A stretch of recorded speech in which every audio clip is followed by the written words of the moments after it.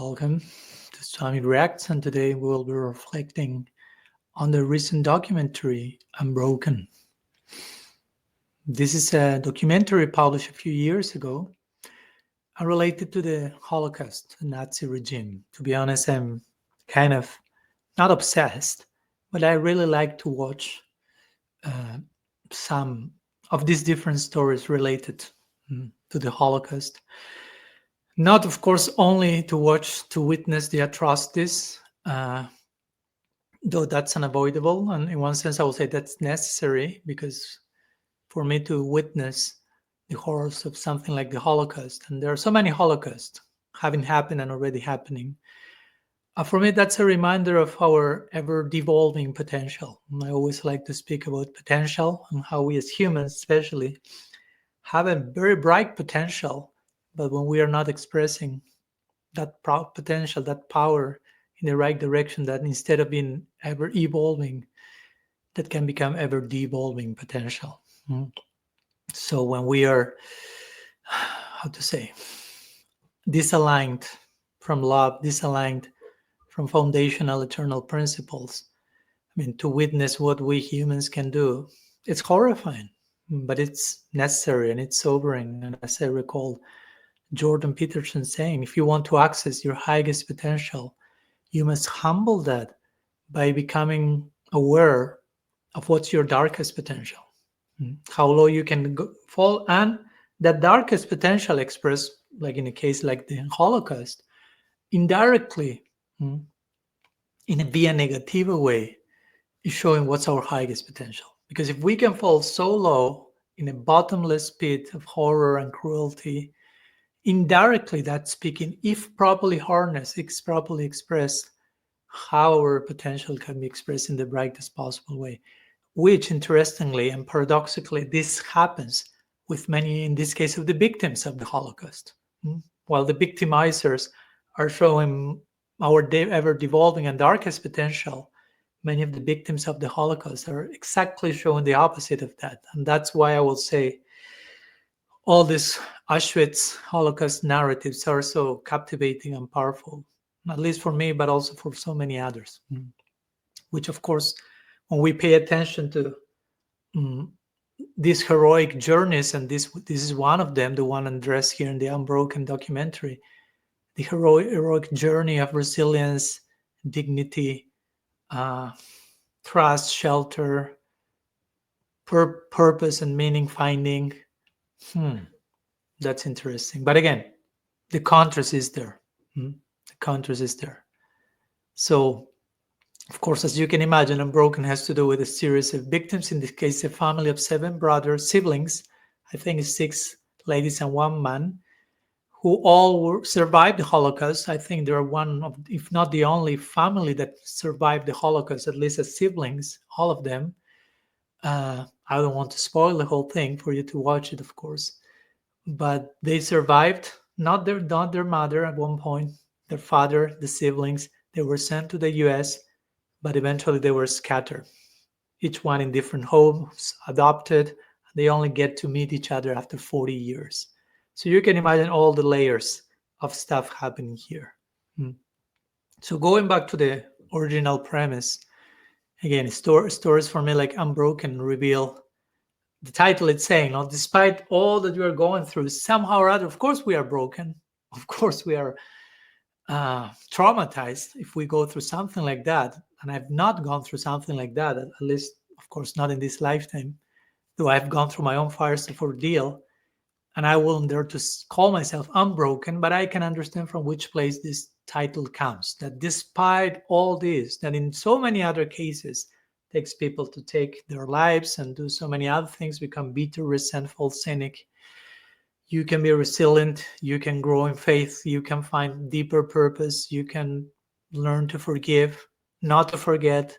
And again, all these narratives are very sobering reminders of human darkest potential, the startling height of human spirit at the same time.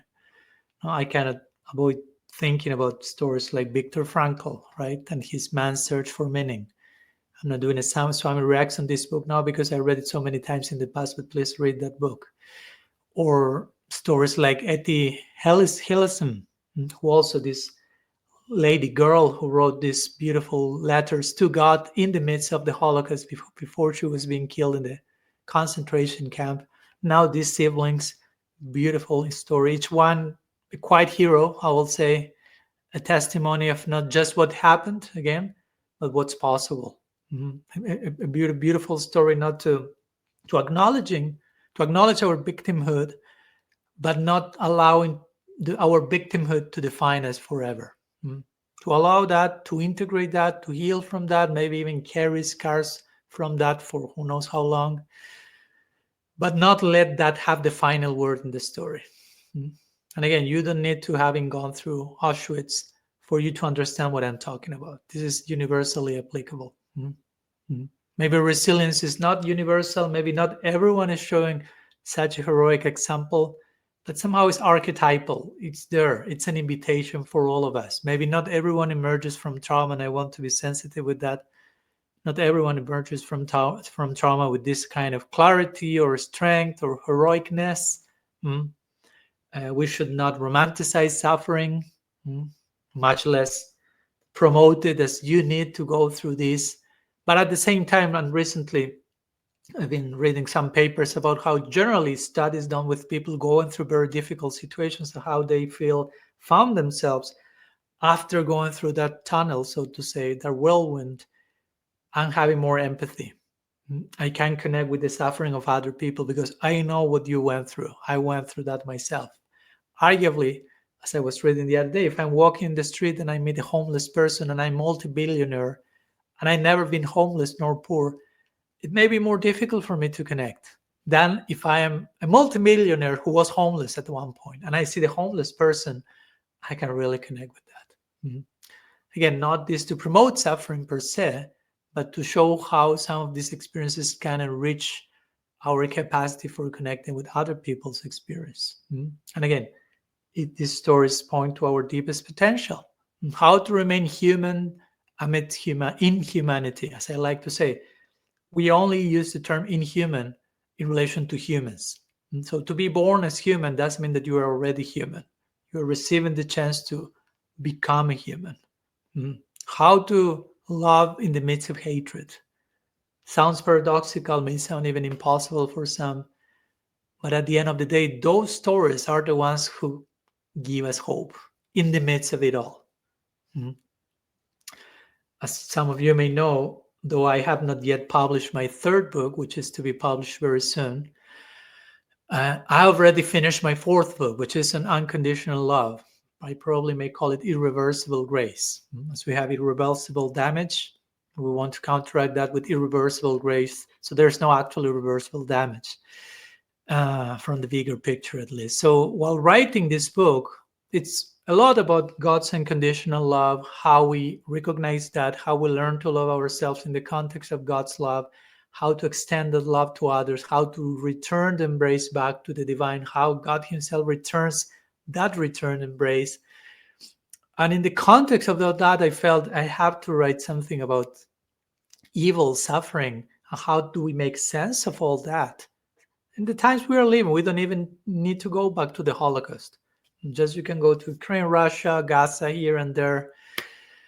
How to make sense of an all-loving God that journalists describe also as omnipotent and omniscient and all-benevolent, and evil, suffering, abuse, trauma. The theodicy, this famous department of engagement where we try to make sense of how God's grace and love persists even in the midst of, despite of all the terrible things happening in the world. So I've been reading a lot about these themes, thinking a lot about that, writing. The longest chapter of the book is about that. Even some devotees told me, some friends who went through the manuscript, like, Swami, it's important that you talk about that, but the chapter is very long and somehow it can divert the attention of people to that topic in itself. So maybe you could skip the chapter and just concentrate on God's love. But for me, it felt that will be naive, and that will be disingenuous. That wouldn't be honest, because you have to bring some purvapaksha, some opposing views, some argument in the midst of all this love, how to make sense of all this other stuff. So again, for me, this is a very vibrant present topic. And again, this is a theme that is very related to the Holocaust. There is a whole department sometimes called Holocaust theology or Auschwitz theology. How to make sense of God in the context of something like that. How to make sense of love in the context of something like that. How theology can grow more honest, again, more broken, open, less naive and ingenuous, more compassionate, more realistic. Even I've recently recorded, and this will be published probably in a few weeks or months, one episode from a Free Radical podcast with a Gaudiya Vaishnava scholar on the theme that he specialized on the theme of theodicy, Adipurusha Prabhu. And we were talking about that and recognizing these are thorny landscapes. They are not necessarily easy answer. We should be very careful not to resort very quickly to mystery, to play the mystery card. Be careful not to over absolutize one thing, not to be fanatical, not to be insensitive. So many things are at play, can happen when we go in this direction.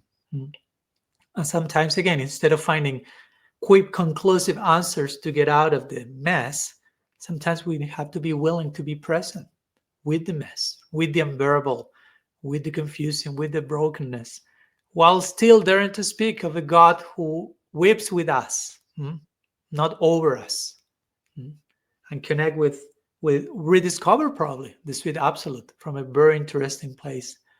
Where as I try to explain in my book, we are not canceling God's omnipotence, omniscience, all his defining qualities, but understanding all of them in the context. Each quality has to be understood in the concept of every other quality. His love, his potency, and his defining the ultimate quality is his love. So when we talk about him being omniscient, omnipotent, omnipresent, whatever, all that is to be understood in the context of God's omnipotent, omni-loving, basically. Omnipotence, as some may have called it. Non-coercive, patient, heartbreakingly present. That's the God, kind of God we believe in. I would say that's the only kind of God that is believable. Basically, we don't want to embrace an unbelievable divine. So anyhow, going back to the main theme of Unbroken, it's a beautiful story. Again, it's traumatic, it's complex, but it has a very heroic, beautiful ending. I don't want to spoil all the details, but just witnessing these siblings survive the trauma of concentration camp and Holocaust, the loss of dear ones, then arrive with renewed hope to the US, a new life, shelter, and being separated, the seven of us, that was not the original plan at all. Finally reunite after 4 decades. I mean, try just for a moment to imagine all that, all those layers of complexity to integrate. This is more than something mere sentimentality, right? This is something deep. There's something sacred. For me, it's an image of what we may call redemptive continuity.